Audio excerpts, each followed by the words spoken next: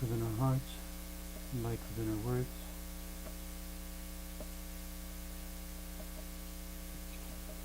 May one and all and everything, blessed and loved ever be.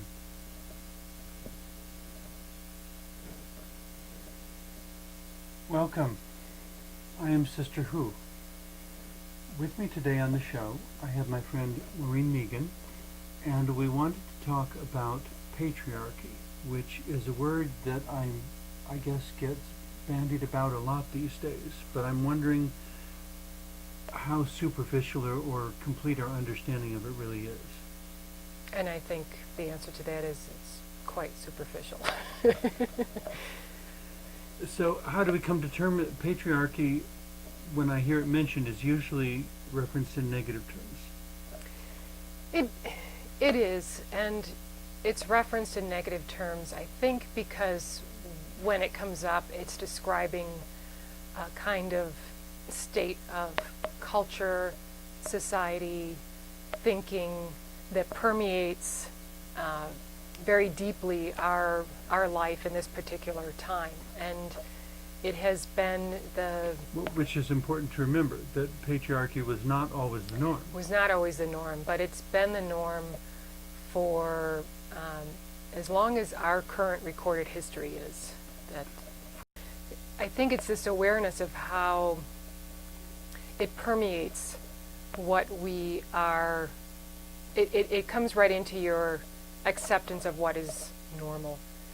Okay. And so it's not just a dynamic here or there, or a certain gesture of equality. It's when it begins to actually bias your thinking in a certain direction. Right. What's considered normal and what's really not normal. So, for instance, thinking about in today's world, we have movement for LGBT, and anyone who doesn't fit a traditional patriarchal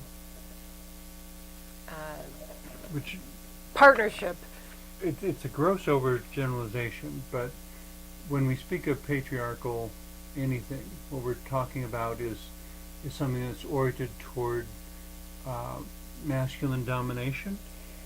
Yes, and masculine in a masculine sense, whatever that really means, but a masculine sense of what is the order of the world. So, for instance, Sister Who. And the presumption that it's the only right order. The only right order. So, Sister Who does not fit into the traditional patriarchal assumptions.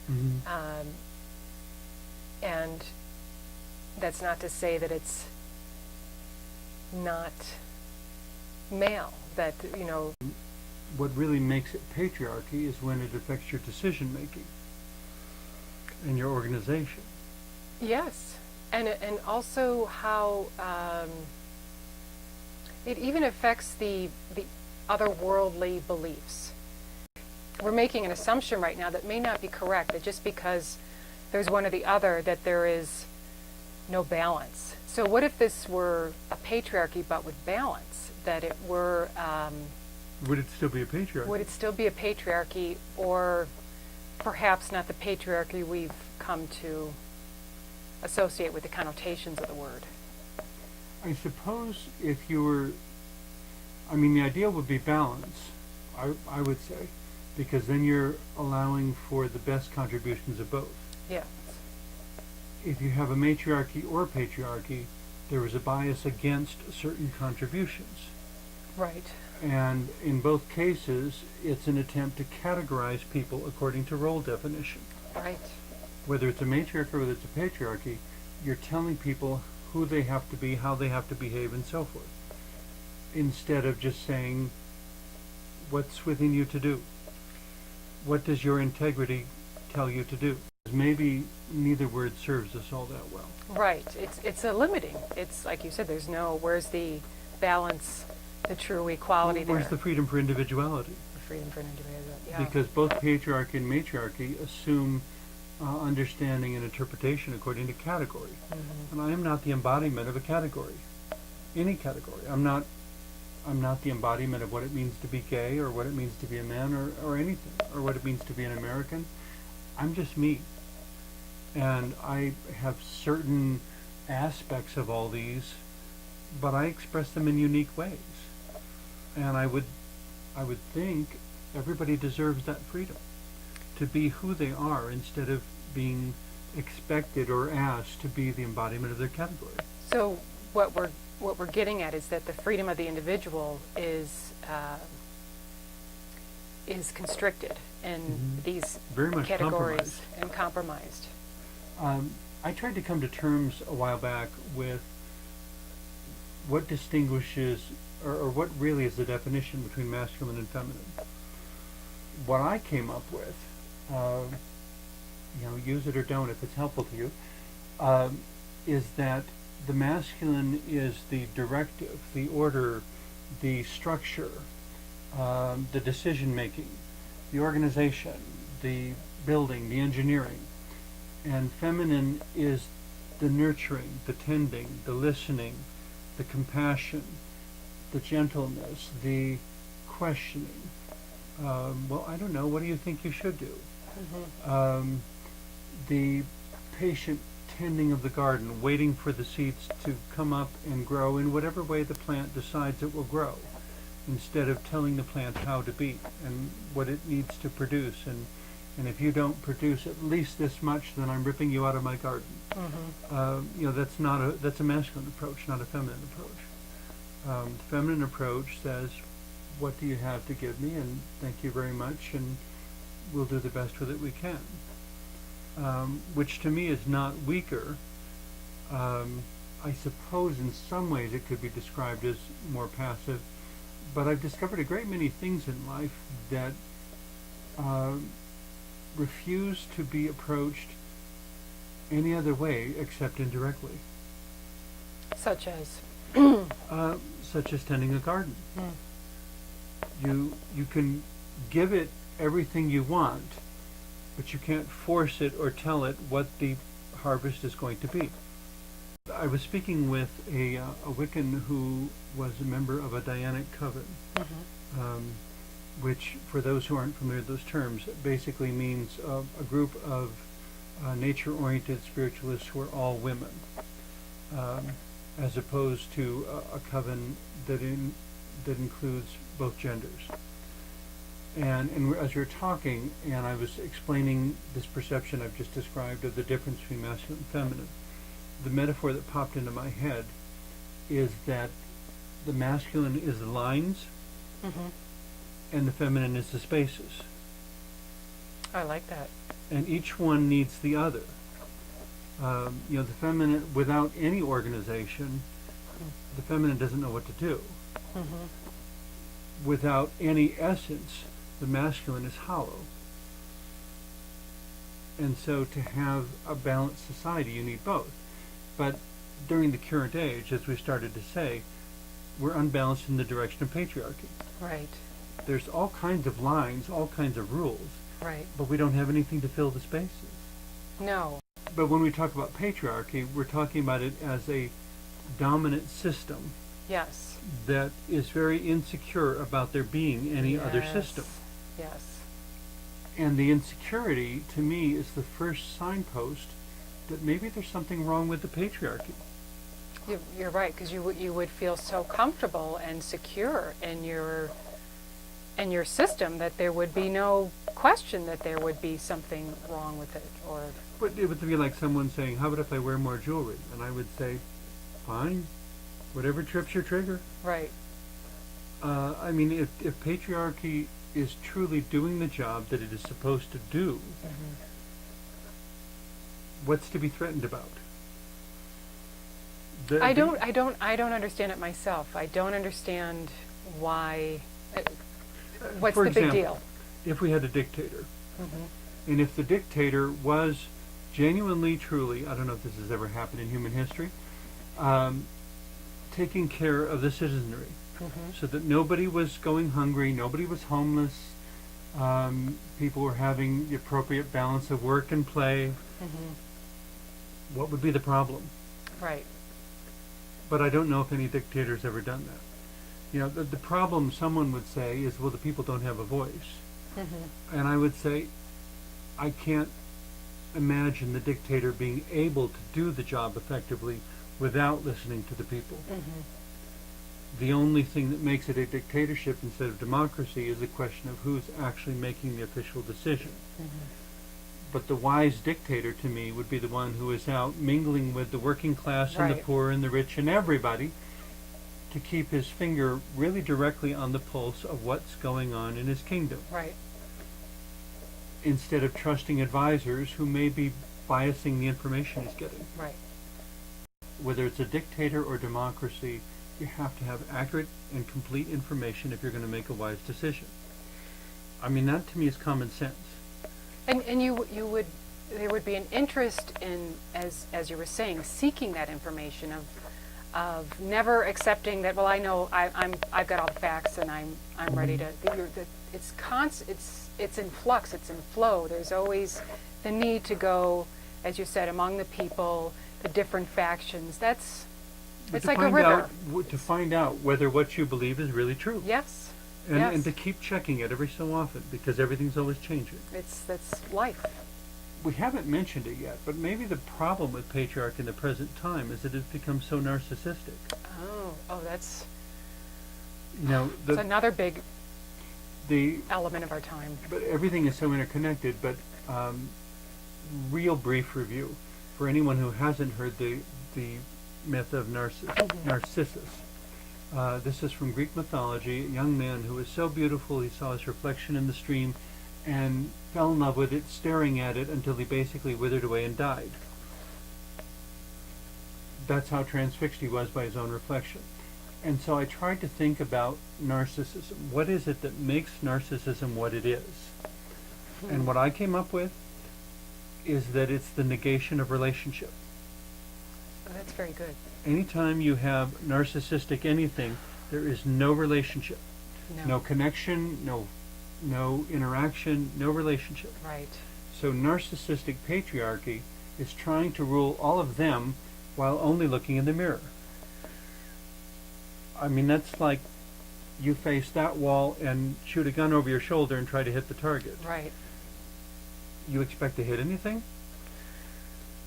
No.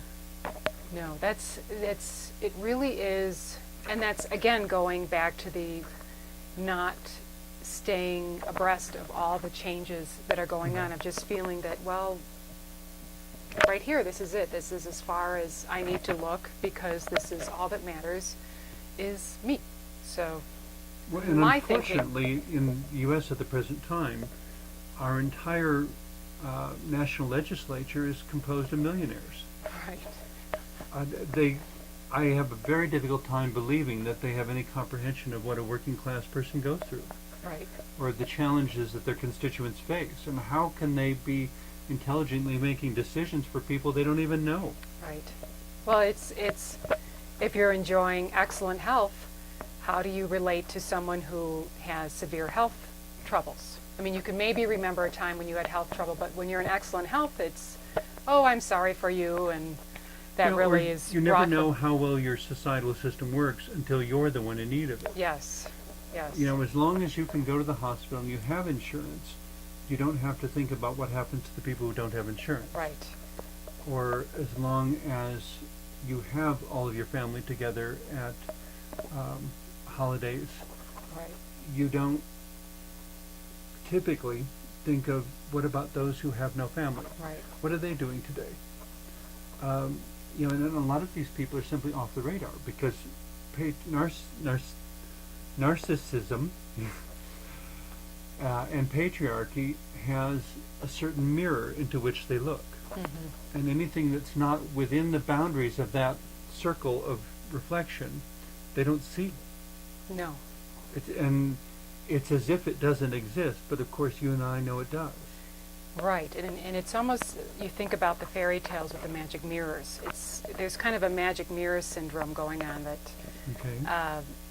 I'm looking at this magic mirror. It doesn't matter what else is around the mirror. The magic mirror is showing me everything I need to know, and I'm going to respond to what that magic mirror is telling me, and nothing else, any other concept of reality is not taken into account, because Well, this is it. One expression that people like to bandy about and have for a number of years now is "not my problem," Not my problem. Yeah. which is really a total lie, because everything's so interconnected that everything is your problem. Right. But that doesn't mean that you have to solve everything. Everything's your problem, but certain problems have to be addressed by certain players. Mm-hmm. If you have a relative who is severely obese, it doesn't reduce their value as a person, but it puts them on a collision course with all sorts of health issues. Mm-hmm.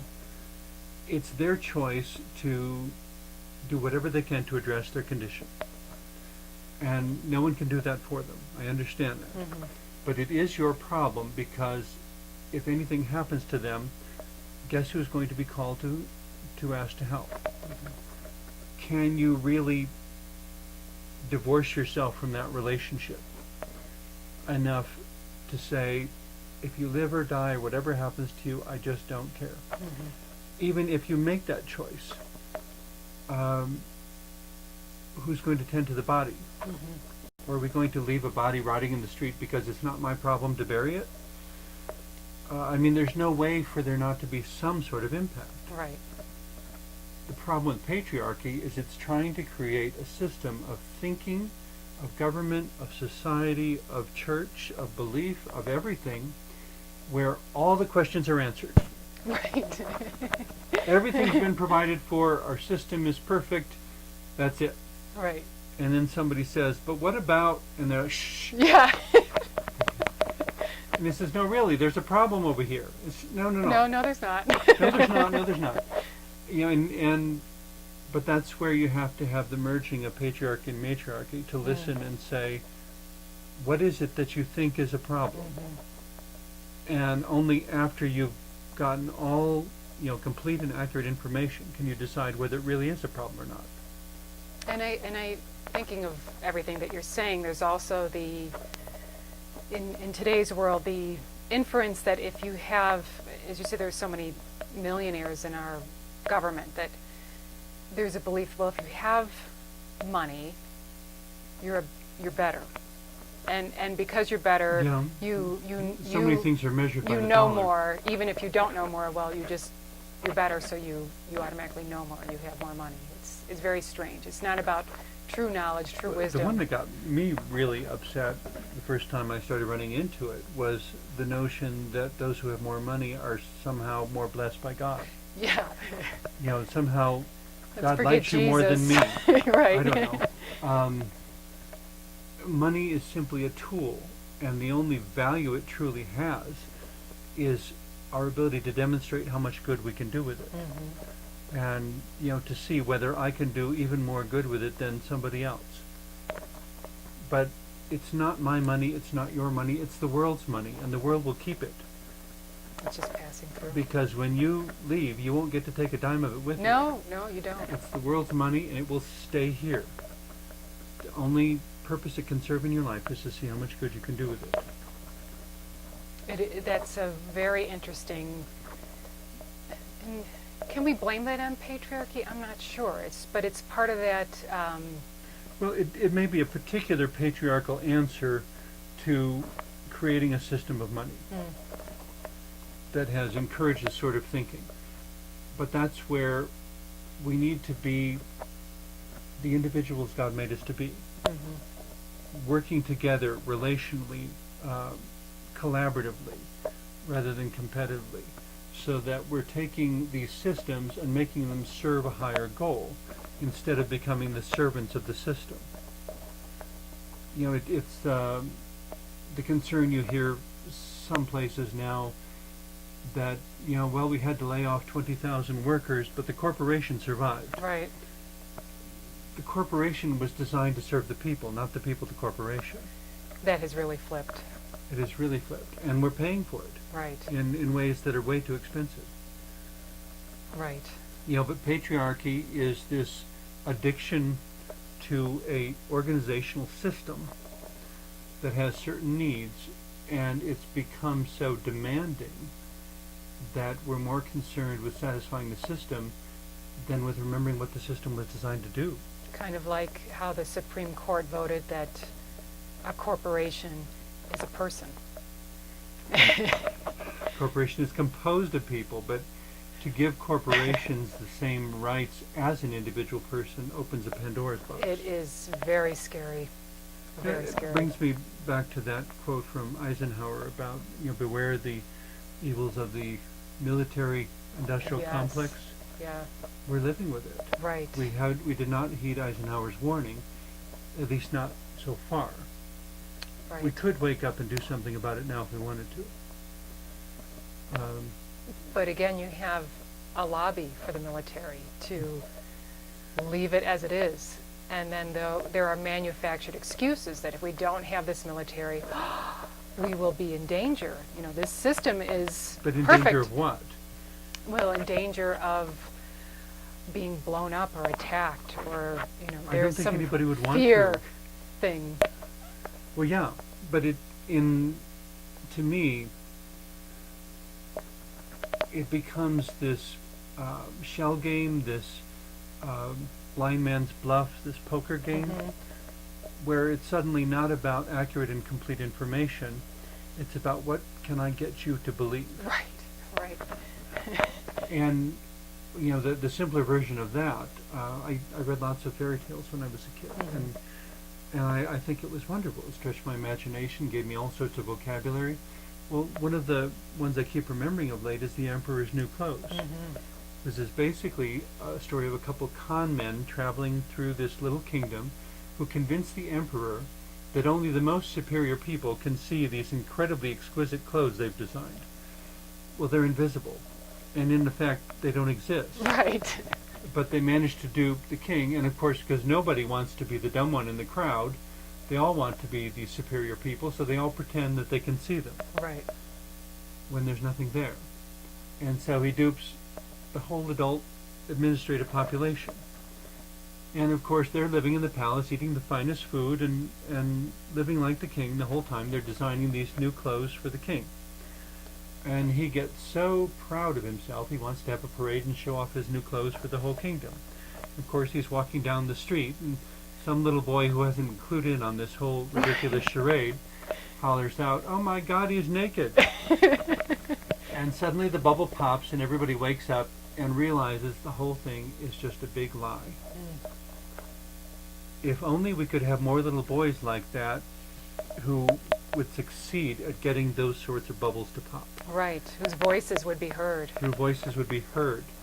I have no doubt that there's a lot of little boys like that across the land shouting as loud as they can, but they're not being heard. No. And we continue with this charade of no, really, you need something better than that. And when it comes to a car, I need reliable transportation from point A to point B. I don't need a $65,000 car. No. And I don't need a 4,000 square foot house. No.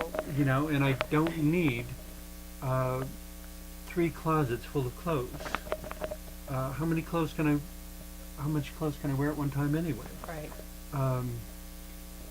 And I don't need to be entertained every minute of the day as if I will go crazy if something isn't distracting my attention. Well, I think that's the assumption. Not just that you'll go crazy if you're not distracted, but that you'll start thinking. And that little boy, you might hear that little boy, shouting to burst the bubble. There's a real method to that distraction. Well, and obviously it's benefiting somebody, but even that's a misnomer, because it doesn't. The weird thing about patriarchy is it doesn't even benefit the patriarchs. The people who are running things, trying desperately to keep this system going, wind up with broken relationships, empty lives, meaningless possessions. A lot of pharmaceuticals.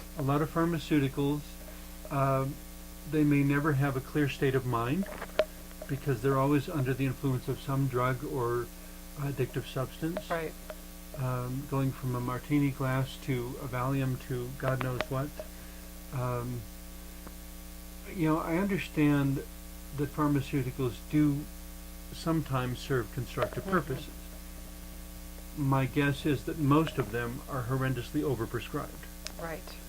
that really what we need to be looking at is like that little boy, having complete and accurate information and creating a better world. To live and enjoy. To live and enjoy, you know, and if you live in a really, if you live in a stressful place, if you work in a stressful job, maybe it's the place or the job that needs to change, rather than popping another pill. Right. You know, maybe it's your approach to the job. Maybe one person really shouldn't do the work of 3 people, even though some corporations find that attractive because it boosts their profit margin. Yeah.